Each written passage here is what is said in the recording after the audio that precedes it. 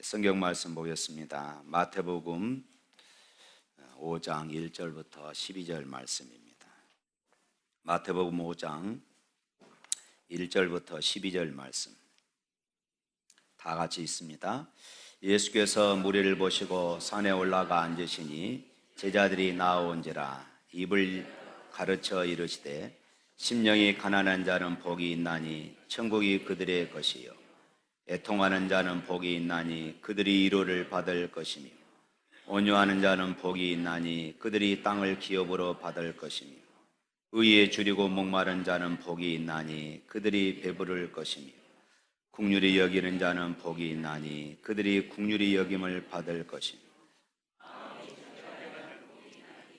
그들이 하나님을 볼 것이며 화평하게 하는 자는 복이 있나니 그들이 하나님의 아들이라 일컬음을 받을 것이며 의를 위하여 박해를 받는 자는 복이 있나니 천국이 그들의 것이며 나로 말미암아 너희를 욕하고 박해하고 거짓으로 너희를 거슬러 모든 악한 말을 할 때에는 너희에게 복이 있나니 기뻐하고 즐거워하라.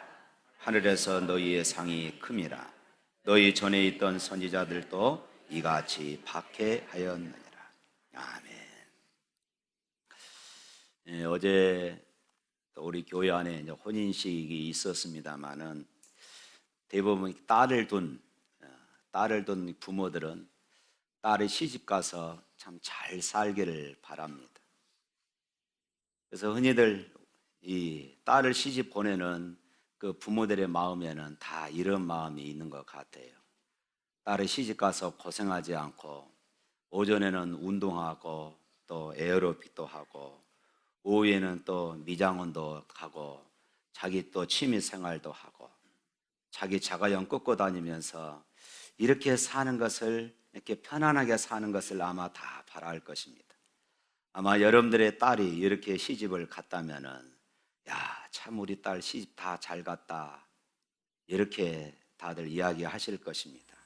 그러지요? 대답이 전혀 없습니다. 예. 딸이 없습니다. 그런데 반대로 며느리를 맞이했습니다. 며느리를 맞이했는데 이 며느리가 오전에 운동 가고 오후에는 취미생활하고 미장원 가고 또 자가용 끄고 다니면서 친구들 만나고 이렇습니다. 그러면 뭐라고 하겠습니까?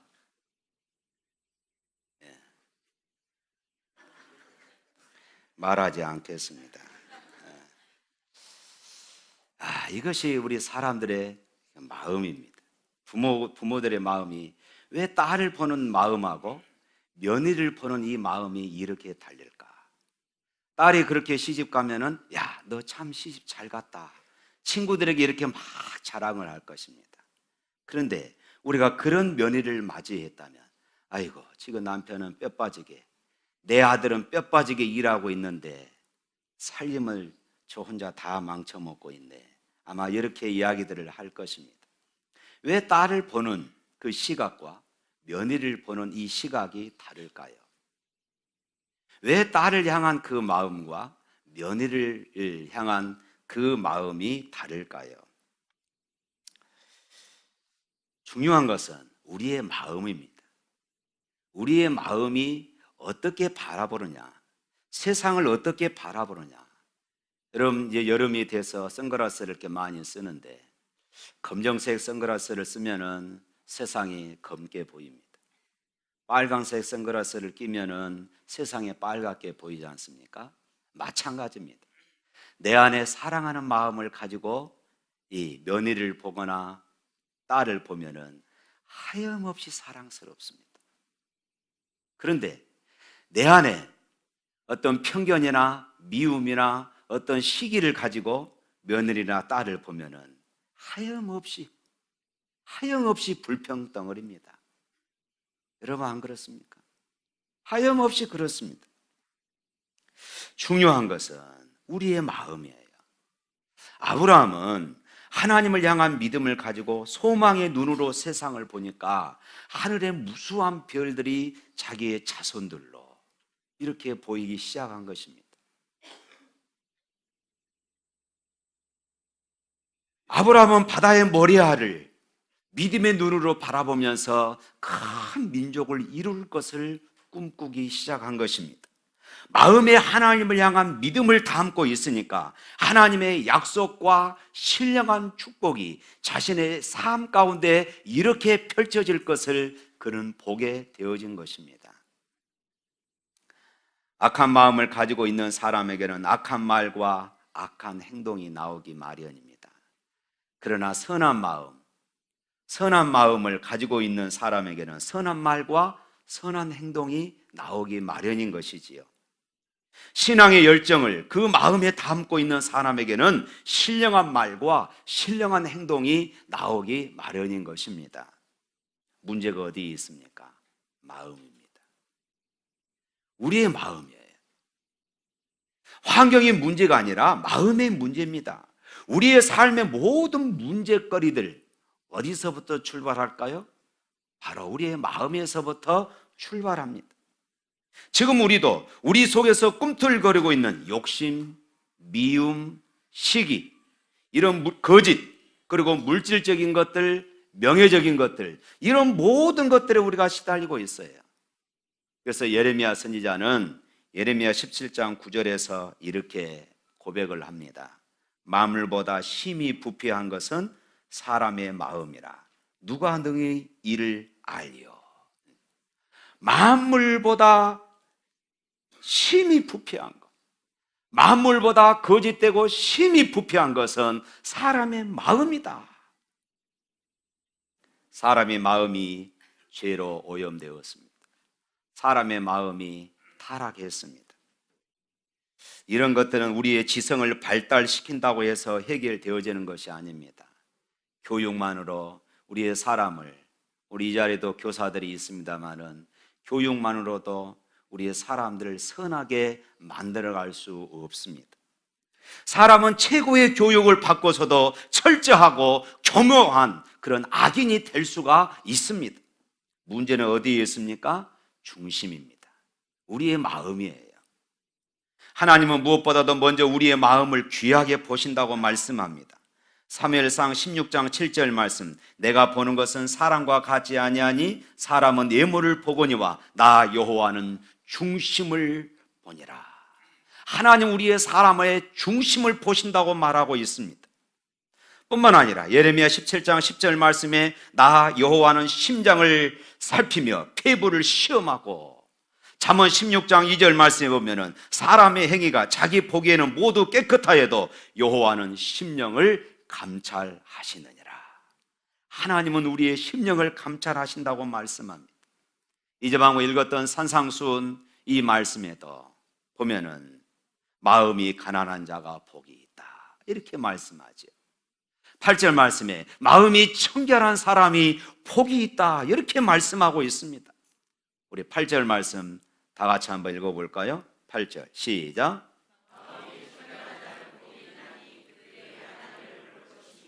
예, 여기서 청결하다 이 말은 먼지로부터 닦아낸다, 때 묻은 것을 깨끗이 씻겨낸다 하는 이런 의미가 담겨져 있습니다. 잘 세탁된 깨끗한 옷을 말합니다. 겨나 쭉정이들을 다 걸러내고 순수한 알곡만 모여있는 상태, 이것을 청결하다, 깨끗하다 이렇게 말했습니다. 이 말을 두 가지로 요약하면은 그 첫 번째가 이것, 말 그대로 깨끗하게 되는 것. 여러분, 우리의 눈이 하루에 몇 번이나 깜박거릴 것 같습니까? 누구 한심한 사람이, 참 시간 없는 사람이 우리 사람의 눈이 몇 번이나 깜박거릴까 한번 세어봤다고 그럽니다. 통계적으로 보면 약 2만 5천 번의 깜박거림이 있다고 그래요. 2만 5천 번의 이 깜박거림을 통하여서 눈물샘에서 액이 나오고 그 액이 양골을 깨끗이 청소해서 먼지 하나도 이 눈 아래 붙지 않도록 깨끗이 청소를 한다는 것입니다. 그래서 이 청결이라는 말은 바로 이런 말입니다. 깨끗하다 하는 이 말이 바로 이런 의미입니다. 우리의 눈을 이런 식으로 닦는 것처럼 깨끗하게 한다는 말씀입니다. 사랑하는 성도 여러분, 우리는 경험적으로 잘 알고 있습니다. 죄는 마음을 더럽게 합니다. 죄는 우리의 마음을 더럽게 합니다. 남을 미워 보십시오. 마음이 침침해집니다. 그렇게 되면 하나님이 점점 흐릿하게 보입니다. 증오를 가지고 다른 사람을 대해 보십시오. 마음이 달라집니다. 용서하지 못하고 마음속에 계속 미움의 불길이 타오르면 그 마음의 눈은 어두워집니다. 그럼 누가 안 보일까요? 하나님이 안 보이기 시작합니다. 우리의 신앙이 희미해지기 시작하는 것입니다. 음욕을 품어 보십시오. 잘생긴 여자를 볼 때마다 이상한 생각을 해 보십시오. 벌써 마음이 더러워지는 것입니다. 그럼 누가 안 보입니까? 하나님이 안 보입니다. 우리의 신앙이 면해지는 것이에요. 아무리 하나님을 알고 있어도 더러워지면 안 보이는 것입니다. 마치 눈을 갖고 있어도 눈에 무엇인가가 덮이면 아무것도 안 보이는 것과 마찬가지 이치입니다. 거짓말을 해보십시오. 하나님을 옆에 두고도 보지 못하는 것입니다. 마음이 더러워졌기 때문에 그렇습니다. 마음이 더러워지면 더러워질수록 하나님은 안 보이고 내게서 멀어지는 것입니다. 그러므로 우리는 마음을 깨끗하게 해야 할 줄로 믿습니다. 죄를 받아들이지 말아야 합니다. 죄를 물리쳐야 하는 것입니다. 또 하나 청결함의 두 번째 의미는 마음이 갈라지는 것이에요. 두 마음을 품는 것, 이중적인 마음을 갖는 것입니다. 위선적인 이런 마음을 갖는 것입니다. 그런데 청결이라는 말은 이런 이중적인 마음, 또 위선적인 마음, 갈라지는 이런 마음들을 내 안에서 제거하는 것, 바로 이것이 청결의 두 번째 의미인 것입니다. 마태복음 6장 24절 말씀에 이렇습니다. 한 사람이 두 주인을 섬기지 못할 것이니 혹은 이를 미워하고 저를 사랑하거나 혹 이를 중히 여기고 저를 경히 여김이라. 너희가 하나님과 재물을 겸하여 섬기지 못하느니라. 그런데 이 말씀 바로 앞부분에 보면은 눈은 몸의 등불이니 한번 찾아볼까요? 마태복음 6장 22절과 3절 말씀. 우리 한 장만 넘기면 있으니까 22절과 23절 말씀 다 같이 한번 읽겠습니다. 눈은 몸의 등불이니 그러므로 내 눈이 성하면 온 몸이 밝을 것이요 눈이 나쁘면 온 몸이 어두울 것이니 그러므로 내게 있는 빛이 어두우면 그 빛이 얼마나 더하겠느냐. 이것은 무엇을 의미합니까? 마음이 갈리면은 내 마음이 이중적이거나 내 마음이 위선적이 되었을 때는 하나님이 보이지 않는다는 이야기입니다. 하나님께 마음을 조금 주었다가 또 세상에 나와서 돈에다가 내 마음을 줍니다. 이렇게 하면 우리의 마음이 갈립니다. 하나님을 똑바로 보아야 될 우리의 신령한 영안을 가지고 세상적인 것들을 추구하면 마음이 갈려서 하나님이 보이지 않습니다. 왜냐하면 청결하지 않기 때문에 그렇습니다. 두 가지를 한꺼번에 갖고 있으니 그 마음이 하나님 보시기에 청결하지 못한 것입니다. 눈을 감으나 뜨나 하나님을 보면서 살기를 원하십니까? 하나님과 날마다 동행하면서 하나님의 임재를 누리며 살기를 원하십니까? 청결해야 합니다. 두 마음을 가져서는 그런 삶을 살아갈 수가 없습니다. 오늘 8절 말씀 다시 한번 읽어볼까요? 5장 8절에 있는 말씀 시작. 마음이 청결한 자는 복이 있나니 그들이 하나님을 볼 것이니. 하나님을 볼 것이라고 말씀합니다. 어떤 사람이요? 마음이 청결한 사람. 사랑하는 성도 여러분, 여러분은 하나님을 보고자 하는 거룩한 열망이 있습니까? 하나님을 보고 싶고 하나님께 더 가까이 다가서 그분을 알고 싶은 거룩한 열망이 여러분들의 마음속에 있습니까? 그런 열망이 있다면 우리의 마음을 더럽게 하는 것들을 제거해야 합니다. 우리의 마음을 갈라놓는 것들을 금해야 합니다. 그래야만이 하나님을 보는 그런 행복한 삶을 살아갈 수가 있습니다. 사랑하는 성도 여러분, 여기서 말하는 마음이 청결한다, 이 말은 우리가 생각하는 마음이 착하다 이런 말과 다릅니다. 그보다 더 고차원적인 말이에요. 마음이 착한 자가 행복하다, 이 말이 아닙니다. 언제나 자신의 마음을 깨끗이 씻어내는 자가 행복하다, 이 말은 도덕적이고 윤리적인 이 말이 아니라 이 말씀은 신학적인 말입니다.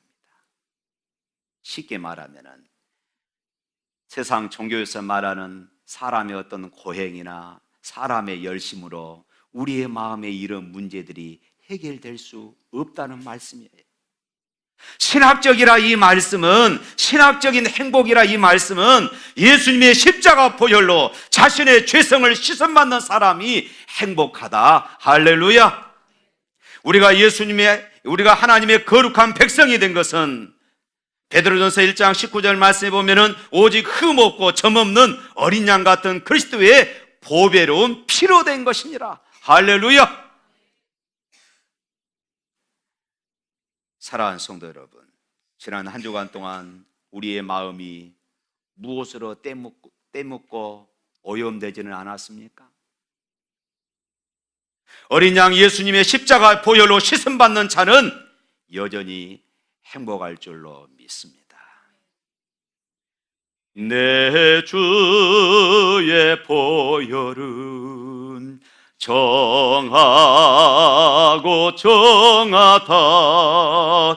내 죄를 정케 하신 주 날 오라 하신다. 내가 주께로 지금 가오니 골고타의 보혈로 날 씻어 주소서. 오늘 하나님 앞에 나왔으니 그동안 더럽혀진 여러분들의 마음의 때를 깨끗이 씻음받는 은총이 일어날 수 있기를 주님의 이름으로 축원합니다. 예수님이 말씀합니다. 마음이 청결한 자는 복이 있나니 그들이 하나님을 볼 것입니다. 물론 눈으로 감각적으로 직접 본다는 말이 아닙니다. 하나님께서 모세에게 말씀하시기를 아무도 하나님을 직접 눈으로 볼 수 없다고 말씀하셨습니다.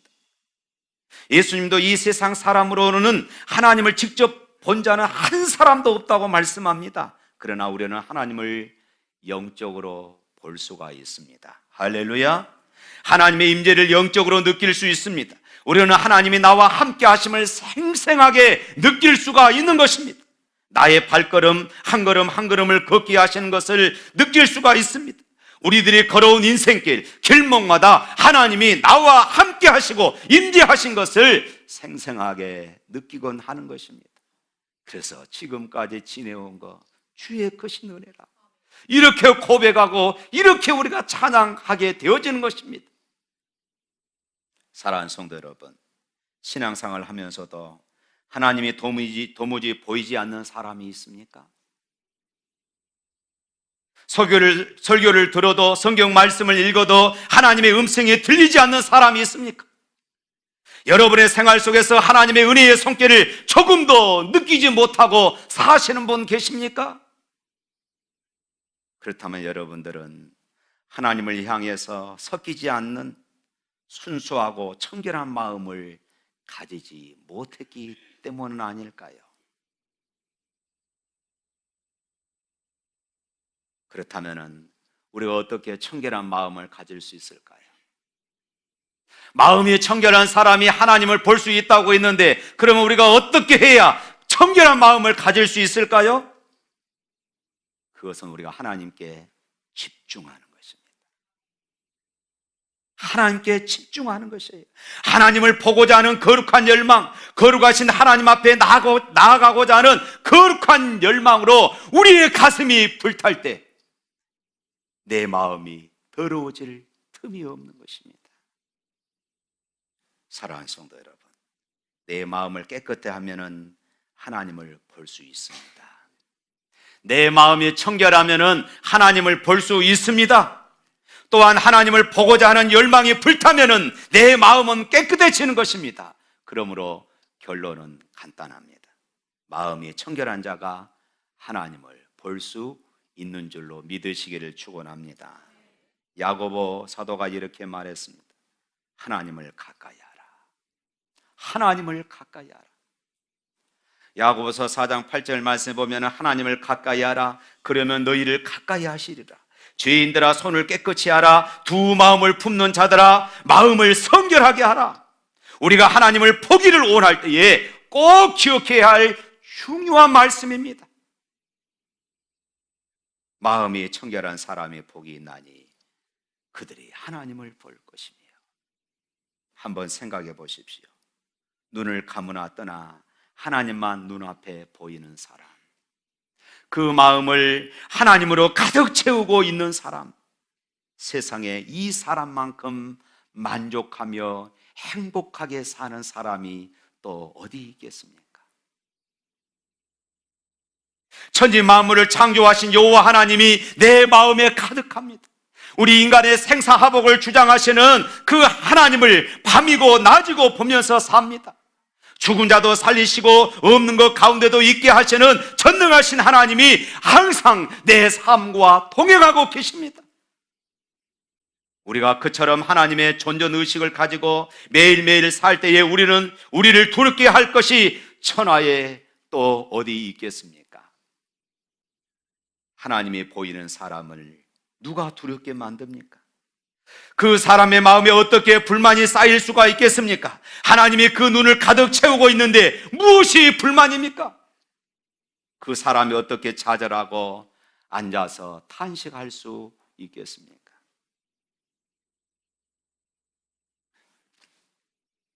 일찍 이런 경험을 했던 시편 기자는 시편 16편 6절 이하에 보면 이렇게 말합니다. 우리 다 같이 한번 읽어보십시다. 시작. 내가 여호와를 항상 내 앞에 모시며 그가 나의 오른쪽에 계심으로 내가 흔들리지 아니하리로다. 이러므로 나의 마음이 기쁘고 나의 영도 즐거워하며 내 육체도 안전히 살리니 주께서 생명의 길을 내게 보이시리니 주 앞에는 충만한 기쁨이 있고 주의 오른쪽에는 영원한 즐거움이 있나이다. 할렐루야. 건강한 신앙생활이 무엇일까요?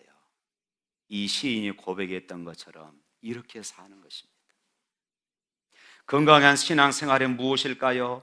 거룩하신 하나님을 보고자 하는 열정의 연속이라 저는 그렇게 말씀드리고 싶습니다. 하나님과 동행하는 삶, 하나님이 항상 느껴지고 하나님이 항상 내 눈에 보여지는 그런 삶, 하나님을 더 많이 알고자 하는 이런 갈망의 연속, 이것이 건강한 신앙생활이라고 저는 믿습니다. 사랑하는 성도 여러분, 우리가 왜 창조되었습니까? 하나님을 알기 위해서입니다. 우리가 왜 살고 있습니까? 거룩하신 하나님을 알아가기 위해서입니다. 영생이 무엇일까요? 하나님을 아는 것입니다.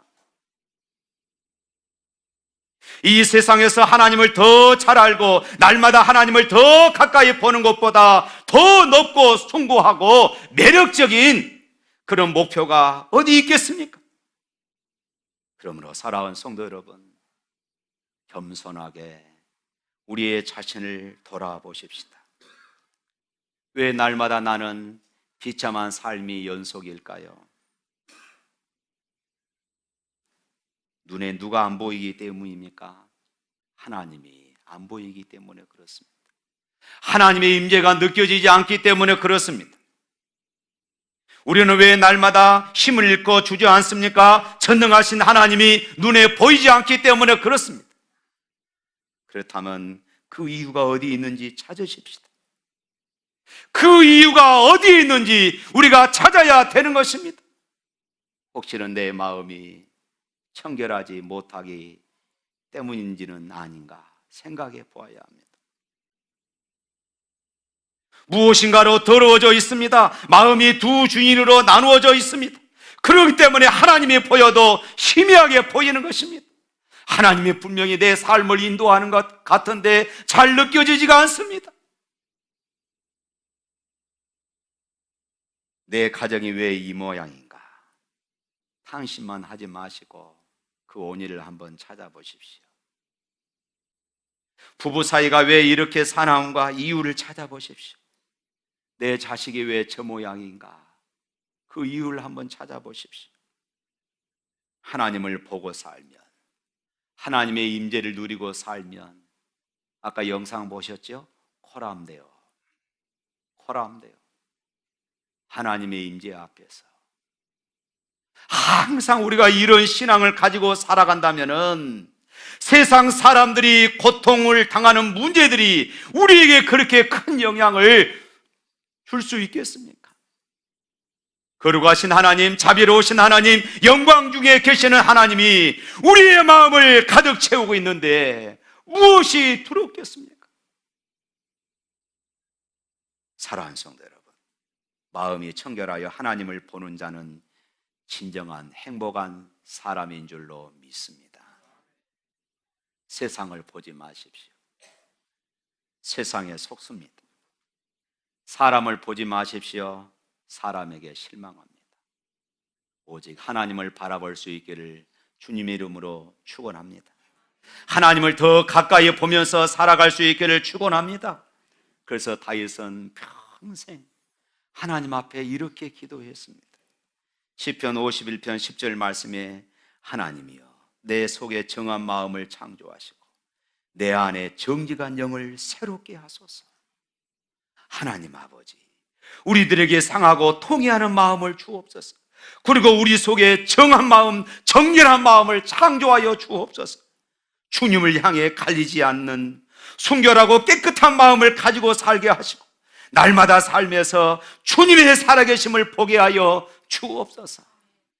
얼굴과 얼굴을 대하여 주님을 뵙게 될 영광스러운 그날을 바라보며 내가 이 땅에 산 날 동안 순결한 삶을 살아가게 하여 주옵소서.